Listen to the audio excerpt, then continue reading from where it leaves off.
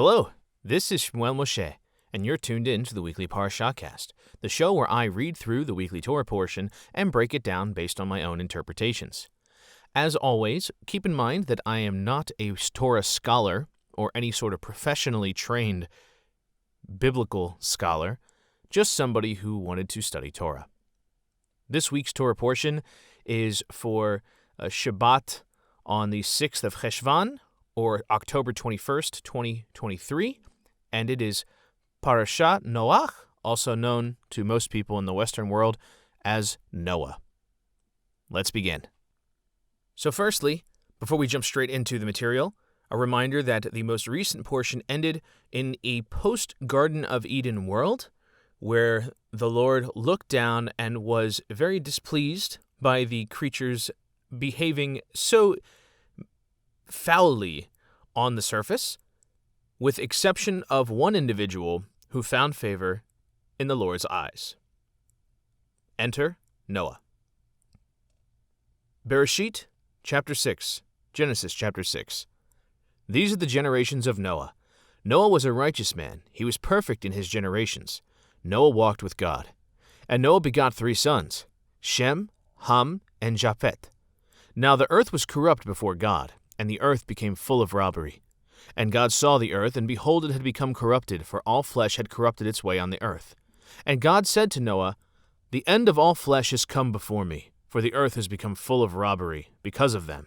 And behold, I am destroying them from the earth. Make for yourself an ark of gopher wood.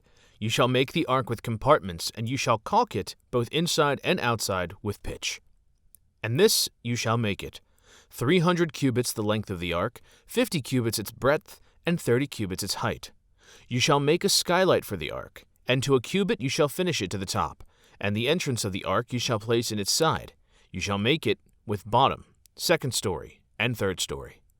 And behold, I am bringing the flood, water upon the earth, to destroy all flesh in which there is the spirit of life, from beneath the heavens. All that is upon the earth will perish. And I will set up my covenant with you, and you shall come into the ark, you and your sons, and your wife, and your sons' wives with you. And of all living things, of all flesh, 2 of each you shall bring into the ark to preserve alive with you. They shall be male and female. Of the fowl after its kind, and of the animals after their kind, of every creeping thing upon the ground after its kind, 2 of each shall come to you to preserve alive. And you take for yourself of every food that is eaten, and gather it into you, and it shall be for you and for them to eat. And Noah did, according to all that God had commanded him, so he did. And that's the first portion. So taking a look at everything here, we have the confirmation that the world is no longer favorable in the eyes of the Creator, and it will now be destroyed, specifically with a flood. But Noah has been spared because he found favor in the eyes of God, and is said he was perfect in his generations. Now, what's important, I've heard this brought up before, the details about Noah is that he's perfect before his, or in his generations, meaning for the time. Sometimes we look back at history, we'll think about different people who, relative to the people around them, were very special, right? You look at something like slavery in the United States, and you look back at people who freed their own slaves because they realized, you know what? Yeah, maybe I don't agree with slavery. Maybe this is wrong, right? So those people would be considered similarly, like they were slaveholders at one point, but in their generation, they were pretty good about it compared to other ones. And I think that's kind of the significance here I've heard mentioned many times about Noah, but also the fact that he walked with God. So the idea is, relative to everyone around, Noah was definitely a cut above. And the earth was corrupt before God and became full of robbery. There's a lot of problems going on. It had become corrupted, all flesh had corrupted away from the earth. And specifically, this quote, God said to Noah, The end of all flesh has come before me, for the earth has become full of robbery because of them. And behold, I am destroying them from the earth. So it's interesting because the word them, it's not 100% clear to me who exactly is them. Leaning into the subject of the Nephilim from the previous portion, right, the idea that the watchers or the noble ones came down So maybe the angels, right, came down and made children with the human women. And so the idea being perhaps it's because of them, because of those angels who transgressed upon the initial intention of them being tending to humanity, or maybe it's them just being people. This particular section, the reason for the flood, what existed all across the world. I mean, ultimately, the idea is it was wicked. It was all wicked and been corrupted. But I think it's kind of significant. The word corrupted is very important here because it's the choice of that. Like, what does it mean to be corrupted? It means like to be changed or made impure or something to this effect. So I really wanted to focus on that specifically.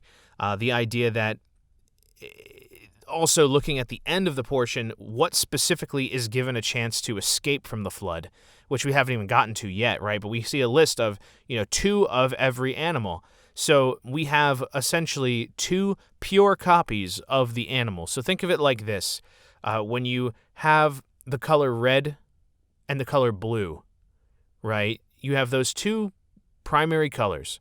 When you mix them together, you get purple. So now purple is a whole new color. The idea of the animals being pure, and again, this is me sort of leaning in the idea of things being mixed between each other, corrupted in this way. So when you have the red and blue color, if you mix them together, you get purple. Well, once you have purple, you can't go back to red or blue. So the idea here is the animals that come to the ark are basically red and blue, right? They are the original uncorrupted versions of those colors. And that way, when they get off, they will be perfect versions of their original incarnations. This is a very, very kind of a dramatic interpretation. The idea that, well, we can think of it, the word chimera, right? Something that's chimeric, animals that are crossbred with one another. There's a lot of remarks about not doing that later in the Torah, which is one of the reasons I think this is so significant. But the idea is things that were not meant to be mixed together because they're from different species, I think is a big part of what is going on here. And so that's why we talk about the corruption and, the end of all flesh has come before me. The earth has become full of robbery because of them. Behold, I'm destroying them from the earth. And also, all flesh had corrupted its way on the earth. So it just was no longer the way it was supposed to be. So I just think that's fascinating in that context. We also hear the specific blueprint, if you will, for how the ark is to be made, and also the idea that God has decided to make a covenant with Noah specifically. Covenants are very important. This is a really big one. So you and your children basically and your descendants are the ones who will receive this covenant, not the ones who are already on the planet, but you. And, you will get my covenant, so your descendants sort of benefit from that covenant. They have an agreement. I'll protect you. You're going to do what I say. So here we have a good example of a deal being made between God and a mortal. Let's go ahead and move on to the next portion, keeping in mind that the animals will be, each of their own kind, male and female, and they will come to the ark when commanded. Genesis chapter 7, second portion. And the Lord said to Noah, Come into the ark, you and all your household, for it is you that I have seen as a righteous man before me in this generation. Of all the clean animals, you shall take for yourself 7 pairs, a male and its mate, and of the animals that are not clean, 2, a male and its mate. Also, of the fowl of the heavens, 7 pairs, male and female, to keep seed alive on the face of the earth. For in another 7 days I will make it rain upon the earth for 40 days and 40 nights, and I will blot out all beings that I have made off the face of the earth. And Noah did according to all that the Lord had commanded him. And Noah was 600 years old, and the flood came about, water upon the earth.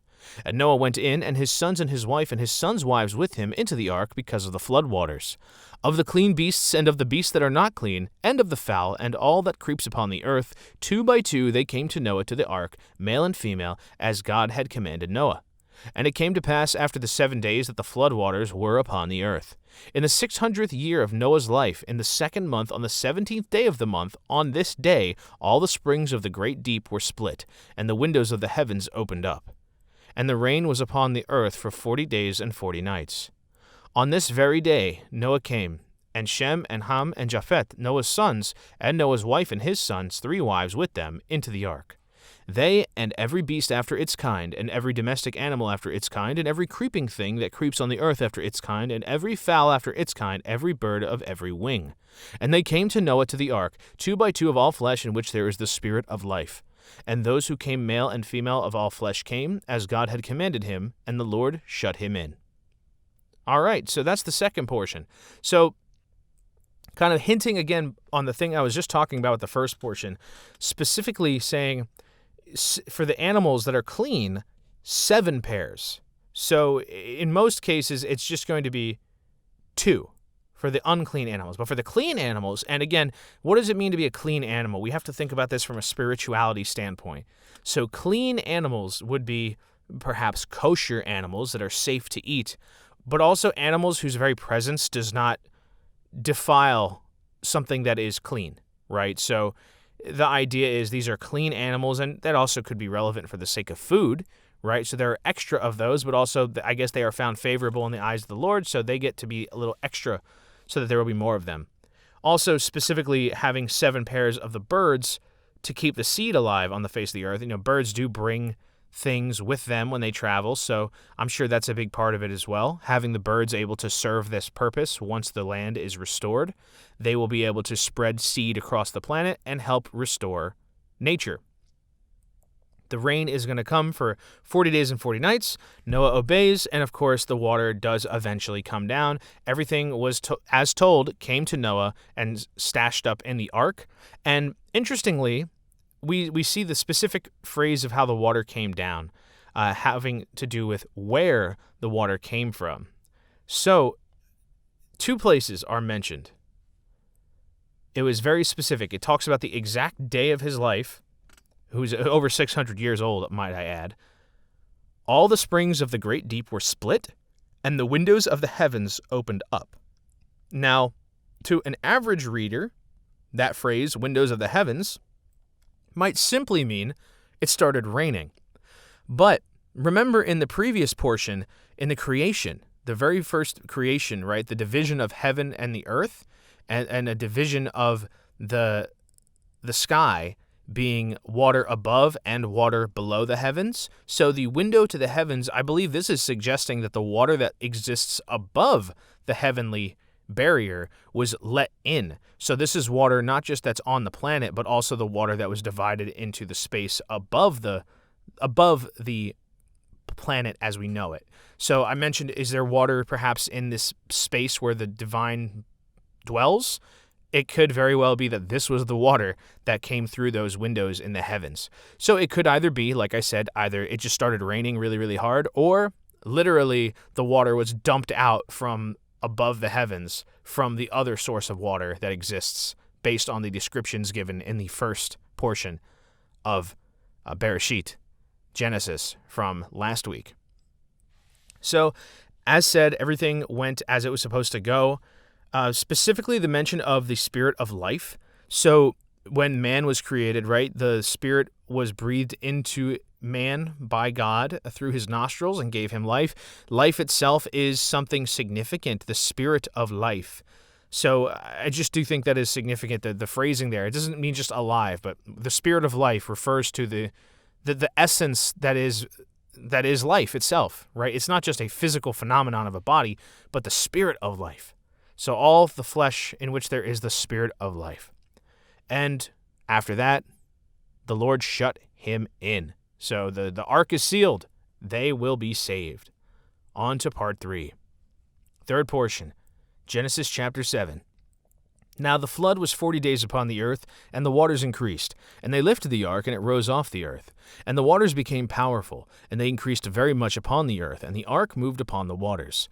And the waters became exceedingly powerful upon the earth, and all the lofty mountains that were under the heavens were covered up. 15 cubits above did the water prevail, and the mountains were covered up.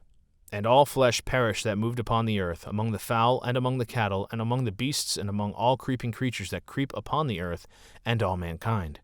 Everything that had the breath of the spirit of life in its nostrils, of all that were on the dry land, died. And it blotted out all beings that were upon the face of the earth, from man to animal to creeping thing, and to the fowl of the heavens, and they were blotted out from the earth, and only Noah and those with him in the ark survived. and the water prevailed upon the earth 150 days. Chapter 8. And God remembered Noah and all the beasts and all the cattle that were with him in the ark. And God caused a spirit to pass over the earth, and the waters subsided. And the springs of the deep were closed, and the windows of the heavens, and the rain from the heavens was withheld. And the waters receded off the earth more and more, and the water diminished at the end of 150 days. And the ark came to rest in the 7th month, on the 17th day of the month, on the mountains of Ararat. And the waters constantly diminished until the 10th month. In the 10th, on the 1st of the month, the mountain peaks appeared. And it came to pass at the end of 40 days that Noah opened up the window of the ark that he had made. And he sent forth the raven, and it went out back and forth until the waters dried up off the earth. And he sent forth the dove from with him, to see whether the waters had abated from upon the surface of the earth. But the dove found no resting place for the sole of its foot. So it returned to him to the ark, because there was water upon the entire surface of the earth. So he stretched forth his hand and took it, and he brought it to him to the ark. And he waited again another 7 days, and he sent forth the dove from the ark. And the dove returned to him at eventide, and behold, it had plucked an olive leaf in its mouth. So Noah knew that the water had abated from upon the earth. And he again waited another 7 days, and he sent forth the dove, and it no longer continued to return to him. And it came to pass in the 601st year, in the 1st month, on the 1st of the month, that the waters dried up from upon the earth. And Noah removed the covering of the ark, and he saw, and behold, the surface of the ground had dried up. And in the 2nd month, on the 27th day of the month, the earth was dry. Excellent. So that's the third portion. Here we have the details of the actual flood phenomenon. And what I think is very significant, we hear how long, 40 days of rain, and then 150 days of basically an endless ocean. That is what we have. We also hear all the things that lived upon the land were killed. So birds, beasts, everything. No mention of fish, however. It specifies things from the dry land. So, of course, anything that lived in the water seems to be doing just fine. Again, the phrasing, breath of the spirit of life in its nostrils. So everything that had that life, that spark of life, that divine gift, dies. And in chapter 8, we hear this very important phrase, which comes up a lot during the duration of the Torah, and God remembered Noah. So this is one of those things when we say God remembered, right? It's not that, I don't think it's meant to be that, the Lord is forgetful or like made a point, let me remember that. But I think the significance, and God remembered Noah, is because of their covenant. So when this phrase of God remembering is brought up throughout the Torah, it usually is in relation to a covenant that was made. So in other words, and God remembered to honor that covenant, because again, God makes a covenant with Noah in the earlier chapters here. So landing on top of a mountain is pretty interesting. That's where it touched down. Also, I don't know the significance of this, and I'm curious if anybody can share why on the first time he sent out a bird, it specifies that he sent out a raven. The raven came back. Then he sends out a dove, and the dove does come back, but then he sends out a dove again.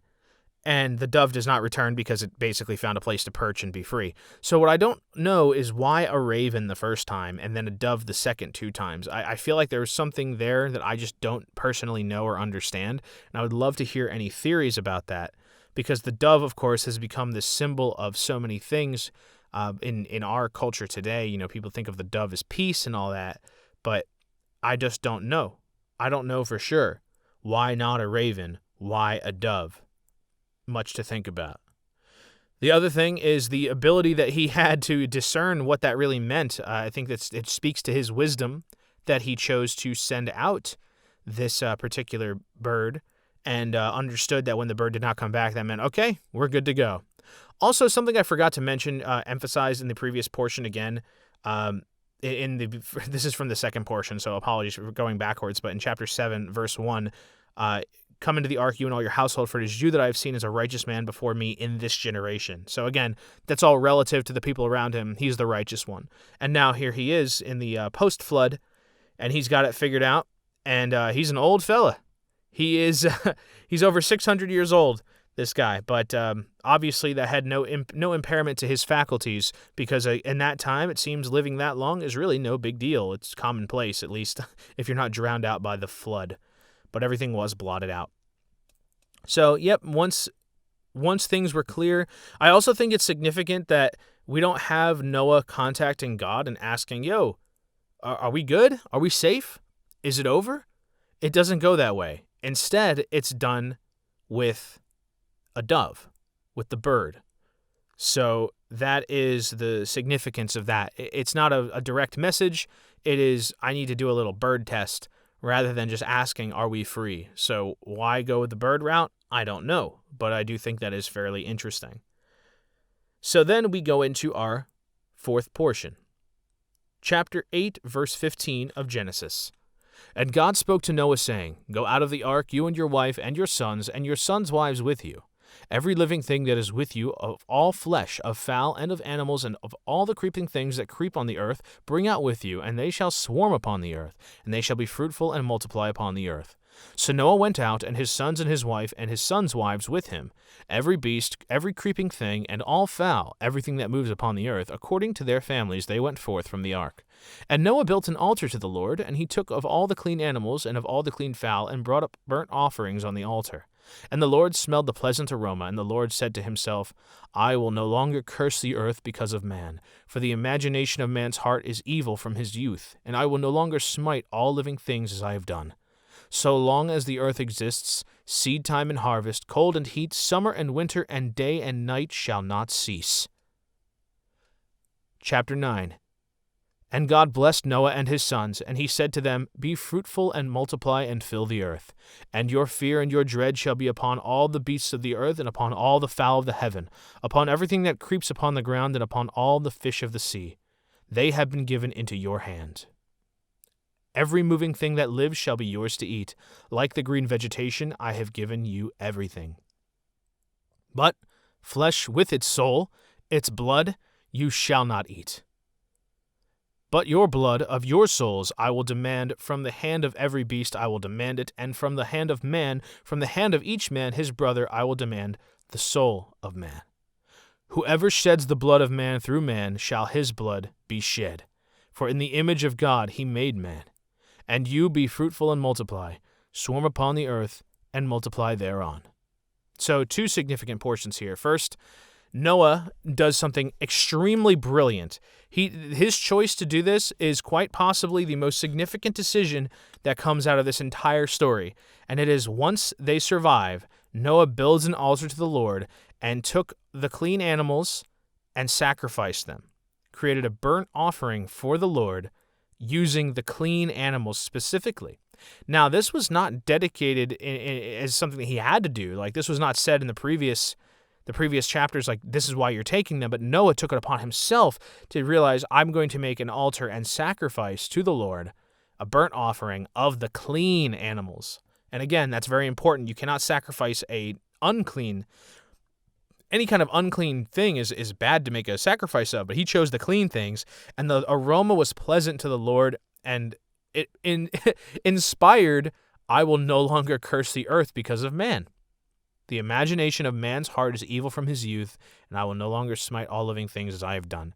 So, because of perhaps being inspired by this amazing offering, the Lord extends this benevolent gesture, or maybe he was intending it all along, but I think we can say for certain that it did not hurt that Noah was so slick and clever to make this very thoughtful offering, and in doing so secured the existence of the planet henceforth. But also an acknowledgement from God about the true nature of mankind. The imagination of man's heart is evil from his youth. So right there we have an acknowledgement of human nature. It is just simply, that is what happens. And that's also the reason that we have laws that exist to guide us away from that willfulness to conduct ourselves with evil behavior. Relative to the word evil, what does evil really mean? Does it mean like mustache-twirling villain? No, I think it just means things that are unfavorable in the eyes of the Lord, which if it's not that, then it must be good. So it's the opposite of good things. So in other words, mankind is driven by an innate behavior to do things that are not necessarily favorable in the eyes of God. But you know what? God understands at this point. God has reconciled the fact that this is just human nature, and I will not destroy the world again in this way, or I will not curse the world because of man, because it's just human nature. And then on the second part, the chapter 9 section, Also discussing that, now animals are basically yours to do whatever you wish with, but flesh with its soul, its blood you shall not eat. So what this means is you can't eat something that's still alive, right? So it's got its soul, the breath of life, flesh with its soul you shall not eat, right? Before that, every moving thing that lives shall be yours to eat. Then the next line, but flesh with its soul, its blood you shall not eat. So you can kill it and then eat it, but you cannot eat something that's still living. Very, very taboo. Also, your blood of your souls I will demand. From the hand of every beast I will demand it, and from the hand of man, from the hand of each man his brother I will demand the soul of man. Whoever sheds the blood of man, through man shall his blood be shed. For in the image of God he made man. And significance here is basically don't kill people. Don't commit murder. Do not kill your fellow man, because mankind was made in the image of God. So to do so is to kill something fashioned in God's image. That is a very direct, bad thing to do. So instead, Noah, be fruitful, multiply, swarm upon the earth, and multiply thereon. So significance here, your blood of your souls I will demand. And in parentheses it says demand an account. So it basically is just saying, like, we're keeping tabs here. From the hand of every beast I will demand it, and from the hand of man. From the hand of each man his brother. So in other words, whether it's an animal or a man that kills a man, that's unacceptable, and the Lord will not look favorably upon it. So keep that in mind. Now go be fruitful and multiply. Now we move on to the fifth portion. Chapter 9, verse 8, Genesis. And God said to Noah and to his sons with him, saying, And I, behold, I am setting up my covenant with you and with your seed after you, and with every living creature that is with you, among the fowl, among the cattle, and among all the beasts of the earth with you, of all those who came out of the ark, of all the living creatures of the earth. And I will establish my covenant with you, and never again will all flesh be cut off by the flood waters, and there will never again be a flood to destroy the earth. And God said, This is the sign of the covenant which I am placing between me and between you, and between every living soul that is with you, for everlasting generations. My rainbow I have placed in the cloud, and it shall be for a sign of a covenant between myself and the earth. And it shall come to pass, when I cause clouds to come upon the earth, that the rainbow will appear in the cloud. And I will remember my covenant, which is between me and between you and between every living creature among all flesh, and the water will no longer become a flood to destroy all flesh. And the rainbow shall be in the cloud, and I will see it, to remember the everlasting covenant between God and between every living creature among all flesh which is on the earth. And God said to Noah, This is the sign of the covenant that I have set up between myself and between all flesh that is on the earth. That concludes the fifth portion. So the significance here is the plain declaration of a new covenant formed with God and all the other creatures that survived. So it's not just with Noah, but it's also with the other creatures that were spared the death of the flood. From here on out, never again will all life be extinguished by a flood. The rainbow is the symbol of this covenant. It is the marker of this covenant. And it said, when I open up the sky, I will see the rainbow and I will remember the covenant. So it's almost like the rainbow is there to remind God of this arrangement, but also something to remind the person on the ground seeing the rainbow. The world could have been destroyed, but there is a promise. That covenant is sealed. The world shall not be destroyed by a flood again. All life shall not be eradicated forevermore to all future generations. That is the significance. It is a covenant, again, not just between man and God, but also with all the creatures that were spared on the ark. Sixth portion, Genesis chapter 9, verse 18. And the sons of Noah who came out of the ark were Shem, Ham, and Japheth. And Ham, he was the father of Canaan. These three were the sons of Noah, and from these the entire earth spread out. And Noah began to be a master of the soil, and he planted a vineyard. And he drank of the wine and became drunk, and he uncovered himself within his tent. And Ham, the father of Canaan, saw his father's nakedness, and he told his two brothers outside. And Shem and Japheth took the garment, and they placed it on both of their shoulders, and they walked backwards, and they covered their father's nakedness, and their faces were turned backwards so that they did not see their father's nakedness. And Noah awoke from his wine, and he knew what his small son had done to him. And he said, Cursed be Canaan. he shall be a slave among his slaves to his brethren. And he said, Blessed be the Lord, the God of Shem, and may Canaan be a slave to them. May God expand Japheth, and may he dwell in the tents of Shem, and may Canaan be a slave to them. And Noah lived after the flood 350 years, and all the days of Noah were 950 years, and he died. Genesis chapter 10. And these are the generations of the sons of Noah, Shem, Ham, and Japheth, and the sons were born to them after the flood. The sons of Japheth were Gomer, and Magog, and Madai, and Javan, and Tubal, and Meshech, and Tiras. And the sons of Gomer were Ashkenaz, and Riphat, and Togarma.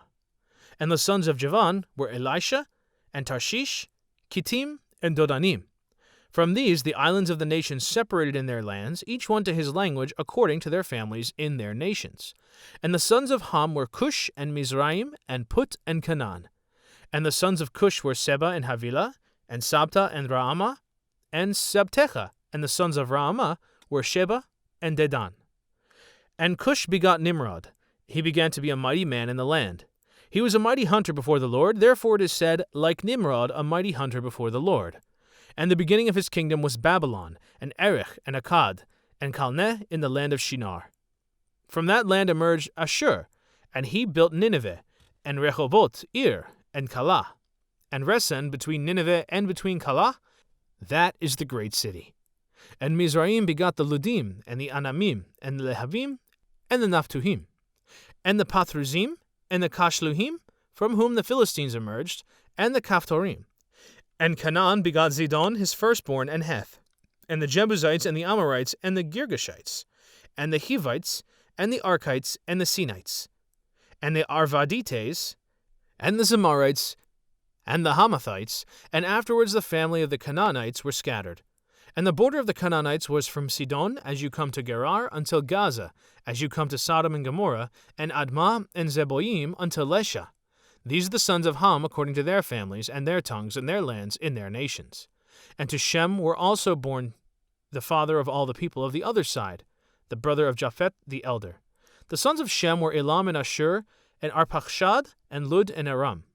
And the sons of Aram were Uz, and Hul, and Gether, and Mash. And Arpachshad begot Shelah, and Shelah begot Eber. And to Eber were born two sons. One was named Peleg, because in his days the earth was divided, and the name of his brother was Joktan.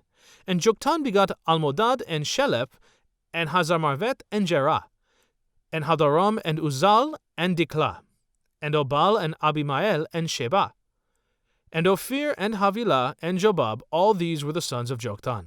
And their settlement was from Mesha, as you come to Sephar, the mountain of the east. These are the sons of Shem according to their families, according to their tongues, in their lands, according to their nations. These are the families of the sons of Noah according to their generations in their nations, and from these the nations were separated on the earth after the flood.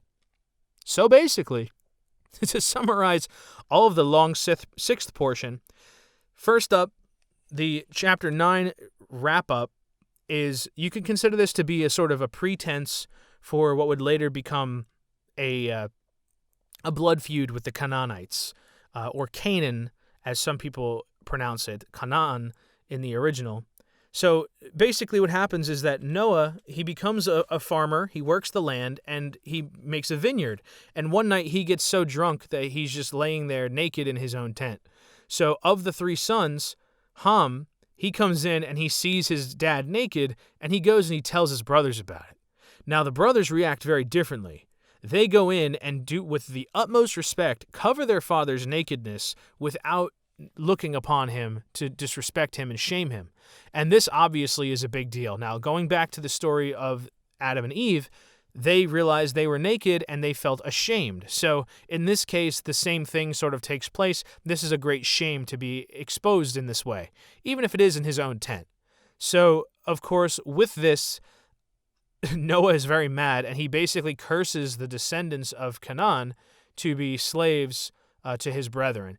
Again, contextually, this is a sort of precedent for what would later become a blood feud between the people inhabiting the Judean, the Levant area. That's the historical context I see. We basically see a justification for the subjugation or eradication of Canaanites because they are to be slaves to their brethren, right? So, something to keep in mind. This is not just a curse, but this is also a justification later on, as the story will later unfold.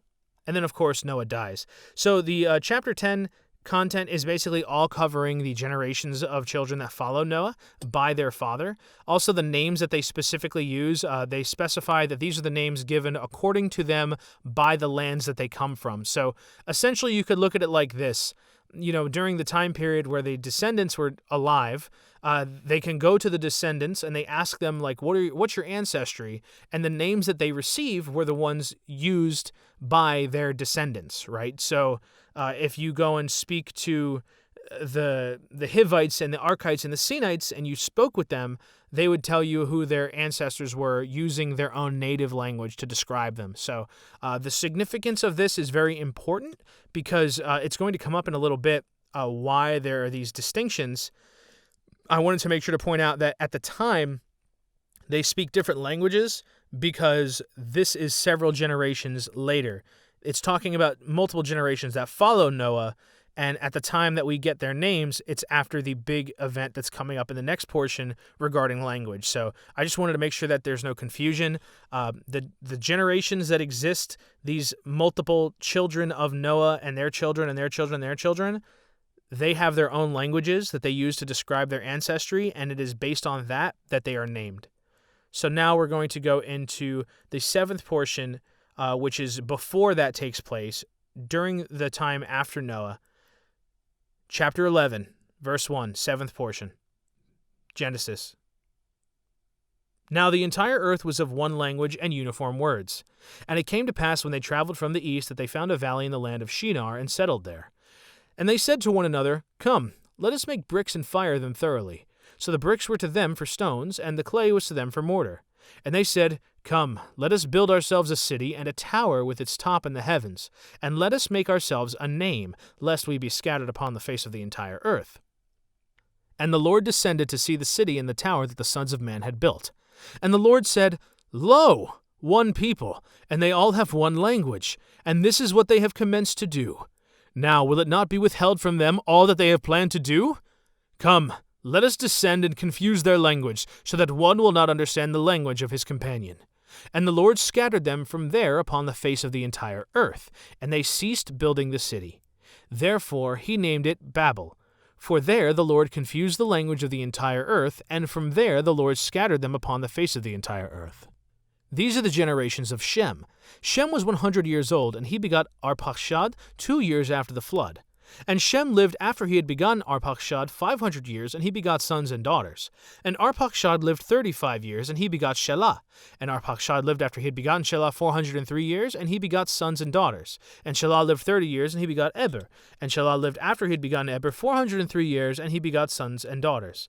And Eber lived 34 years, and he begot Peleg. And Eber lived after he had begotten Peleg 430 years, and he begot sons and daughters. And Peleg lived 30 years, and he begot Reu. And Peleg lived after he had begotten Reu 209 years, and he begot sons and daughters. And Reu lived 32 years, and he begot Serug. And Reu lived after he had begotten Serug 207 years, and he begot sons and daughters. And Serug lived 30 years, and he begot Nahor. And Serug lived after he had begotten Nahor 200 years, and he begot sons and daughters. And Nahor lived 29 years, and he begot Terah. And Nahor lived after he had begotten Terah 119 years, and he begot sons and daughters. And Terah lived 70 years, and he begot Abram, Nahor, and Haran. And these are the generations of Terah. Terah begot Abram, Nahor, and Haran begot Lot. And Haran died during the lifetime of Terah his father in the land of his birth in Ur of the Chaldees. And Abram and Nahor took themselves wives. The name of Abram's wife was Sarai, and the name of Nahor's wife was Milcah, the daughter of Haran, the father of Milcah and the father of Iscah. And Sarai was barren, she had no child. And Terah took Abram his son, and Lot the son of Haran his grandson, and Sarai his daughter-in-law, the wife of Abram his son. And they went forth with them from Ur of the Chaldees to the land of Canaan. And they came as far as Haran, and settled there. And the days of Terah were 205 years, and Terah died in Haran. Okay, so this is our final portion for this week, and this is all of chapter 11. This starts off with the story of the Tower of Babel, which many have heard of, and it is very brief in this particular story telling, but it is, in my opinion, one of the most significant of all history, at least in our broader spiritual faith and history. So the previous chapter talked about the generations spreading about, but then this focuses specifically on the tower in this particular city. I've heard some refer to this being Babylon, like the ancient original Babylon is where this takes place, but regardless, it notes here, now the earth was of one language and uniform words. Okay, so everybody spoke common tongue. It's just like in the movies when you have like characters from different places, but they all understand each other for some reason. That's basically how it was. So when they traveled from the east, they found a valley in the land of Shinar and settled there. And let's make bricks and fire them thoroughly. Let's build ourselves a city and a tower with its top in the heavens, and let us make ourselves a name, lest we be scattered upon the face of the entire earth. So here's the issue. The act of building a tower itself is not exactly a problem. There's nothing that says you can't build a tower. The problem is its top in the heavens. Okay, that's certainly questionable, but then let us make ourselves a name. Make ourselves a name. That is a very, very dangerous sentence. So to make a name for oneself, to make ourselves a name, it's almost like to establish a dynasty or establish some sort of hegemony. I've seen some people interpret this as an attempt to go up and actually take on the divinity, to challenge God for the right to being the master, right, to become master of their own lives, their own future. So this act is definitely very concerning. So next up, verse 5, and the Lord descended to see the city and the tower that the sons of man had built. And the Lord said, Lo, one people, and they all have one language, and this is what they have commenced to do. So first off, observing, they all have this in common. They all speak the same language. They all understand each other, and this is their course of action. Interesting. Now, will it not be withheld from them all that they have planned to do? In other words, now that they've done this, is there anything that's going to stop them from achieving their goal? Now, what could their goal really be? I already touched on this briefly, but I believe that this means that they were attempting to achieve some form of their own godhood, and I have a basis for this. The reason that Adam and Eve were cast from the garden was specifically because of something else that they had yet to do, but that God conspired might be something they would do. That is access and eat from the tree of life. They already ate from the tree of good and evil, the knowledge of good and evil, and now all that remained was the tree of life. And because they already had this knowledge, which is again quality of knowledge that belongs to the angels and to God, if they granted themselves immortality with the ability to eat this fruit of life, what would separate them, right? In other words, what would stop them from becoming competitors or desecrators of their Creator? So I think that is really the significance of what's going on here. God realizes, oh man, they are planning on doing something big. They're planning to stage some kind of a coup. They're planning to, at the very least, elevate themselves to the heavenly level and defy their placement. I put them on the planet from where they were come from, with the dust that they came from. I took them away from the garden because of sin. Now they're trying to force their way back up with this tower. That can't be done. Come, let us descend and confuse their language so that one will not understand the language of his companion. Note that the consequences are not death, not torture. No, nothing of that sort. Just, I'm going to make them not understand each other, which will totally muddy up their plans. And also, I'm going to scatter them everywhere. So, ironic, verse 4, let's make ourselves a name lest we be scattered upon the face of the earth. And then verse 9, and from there, the Lord scattered them upon the face of the earth. So, in other words, because of their actions, they basically manifested this particular thing happening to them. So, why did they want to avoid being scattered upon the earth? Some could say it's because they wanted to remain companions forever. They all wanted to be in one spot. I'm of the belief that maybe by this, their concern was becoming worldly and thus getting further away from this singular goal of ascending. And so God basically made them worldly again, and he enforced them doing so, since that was actively what they wanted to avoid. I'm going to explicitly do that and also scatter you amongst the planet. Now, the other thing I think is really beautifully important about this is the connection between this and the history of humanity. Humans, let's believe for a second, because we don't know for sure other than what we have historically documented, scientific theories and so on. humans all come from one place, more or less, is the idea. Like, we have a common ancestor. In the Bible, it'd be Adam and Eve, but the idea is there's a common ancestry that unites all humanity, and that over time, migration patterns and things like that are what led to people moving about the planet. This is an interesting explanation for that in a different text.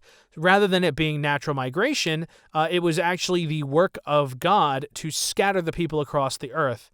Now, it's also significant to note that it may be that God explicitly did this, like by literally sweeping them up and scattering them everywhere, or because of their confusion, they themselves scattered themselves because of the Lord's deeds. So we don't know for sure what that really is explicit, but again, their concern was, lest we be scattered upon the face of the entire earth.